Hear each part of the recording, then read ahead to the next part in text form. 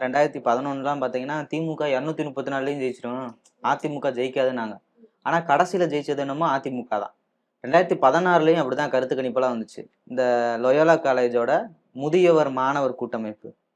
மாணவர்ன்ற பேர்ல 45 வயசு இருக்கவங்க எல்லாம் வந்து கருத்து கணிப்பு எடுப்பாய்ங்க. அவைங்கலாம் வெளியிடுறத பார்த்தா அதிர்ச்சியா இருக்கும்.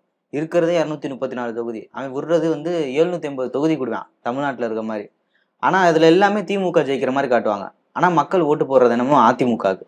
ஆனா இப்போ இருக்க ரீசன்ட் கருத்து கணிப்பெல்லாம் பாத்தீங்கன்னா அதிமுகவுக்கு ஆதரவாக கருத்து கணிப்புகள் வந்து கொண்டு இருக்கு. என்ன காரணம்னா மக்கள் ரொம்ப கொதிப்படைஞ்சிட்டாங்க. மீடியாக்காரனும் ரொம்ப கொதிப்படைஞ்சிட்டான். எவ்வளவு நாள் தான் திமுக காரனுக்கு சப்பக்கட்டு கட்டிட்டே இருக்க முடியும், சிங்கி தட்ட முடியும். செய்தியாளனை பிடிச்சி அடிச்சிருக்காரு. நியூஸ் சேகரிக்க போன செய்தியாளரை பிடிச்சி மண்டையை உடைச்சிருக்காங்க. கேமராவை திருடி இருக்காங்க. 25 லட்சம் ரூபாய் மதிப்புள்ள பொருள் எல்லாம் திருடிட்டான் திமுக எம்எல்ஏ. அப்ப இப்பெல்லாம் பார்க்கும்போது நியூஸ் அந்த செய்தி நிறுவனத்திற்கே வந்து கோவம் வரும்ல.